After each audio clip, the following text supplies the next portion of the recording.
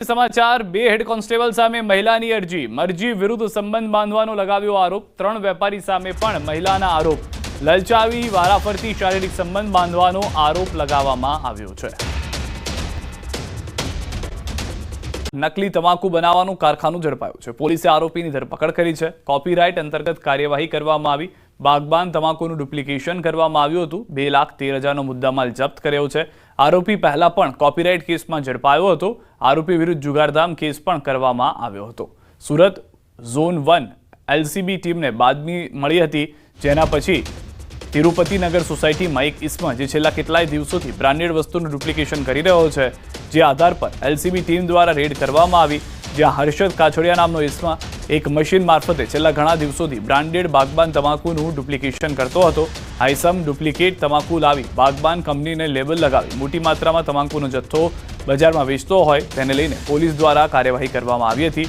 બનાવની જગ્યા પરથી મોટી માત્રામાં ડુપ્લિકેટ તંબાકુનો જથ્થો, બાગબાન કંપનીના લેબલ મારેલા સ્ટીકર અને अलग अलग पाउच मળી આવ્યા છે।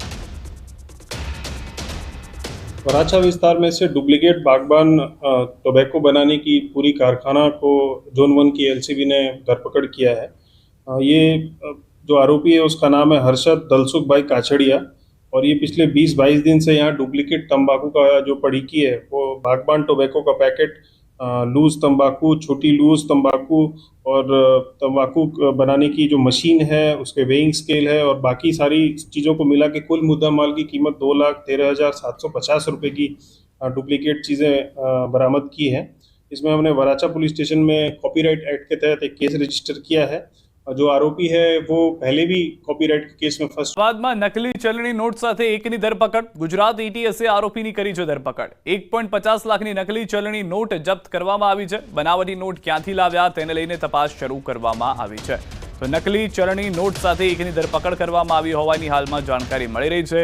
ગુજરાત એટીએસ જે આતંકીઓને એક તરફ પકડી રહ્યું હતું, બીજી તરફ આ નકલી ચલણી નોટોને લઈને પણ ઓપરેશન ચલાવવામાં આવ્યું, જેમાં 1.5 લાખની નકલી ચલણી નોટ જપ્ત કરાઈ છે।